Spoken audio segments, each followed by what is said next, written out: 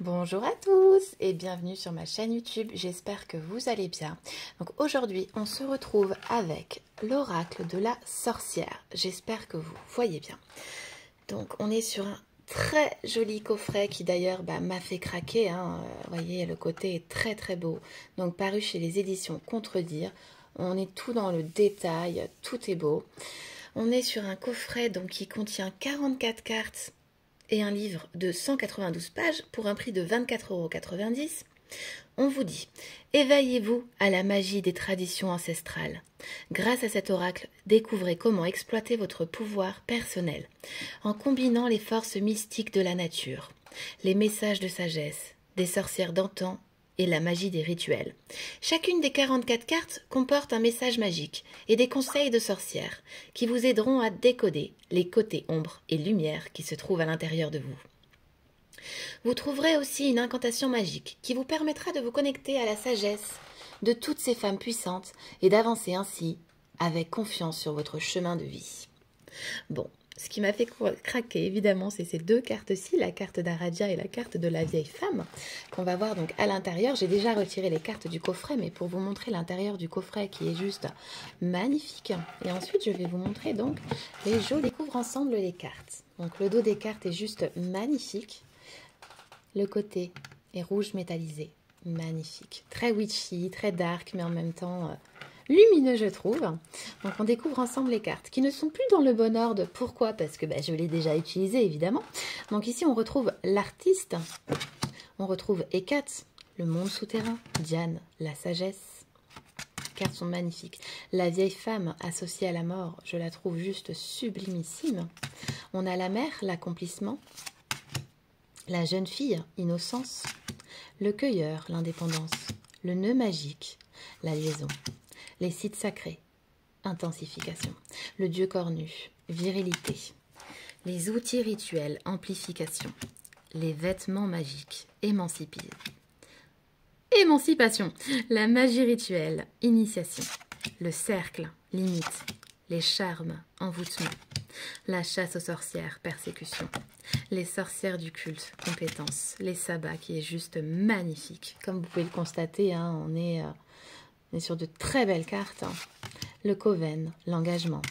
La magie des éléments, la nature. Les anciens, les hommages. La tempête, la manipulation. Les traitements et remèdes, la guérison. Le chaudron, recette. Le pentagramme, talisman. La magie lunaire, les phases de la lune. La cristallomancie, la divination. Les runes, prédiction. L'alphabet des sorcières, le secret. Cette carte est juste sublimissime. Le grimoire, l'authenticité. Les poupées, la sorcellerie.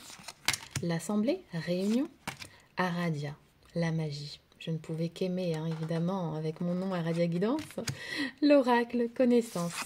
La sage-femme, la naissance. Le jardin aromatique, médicinal. Le sortilège, manifestation. La grande prêtresse, intermédiaire. Le grand prêtre, autorité. L'esprit familier, assistance. Les cristaux, amplification. Le Axtan, protection. La magie des bougies, l'intention. Le sigil, les symboles. Donc voilà les 44 cartes qui sont juste toutes aussi belles que les autres.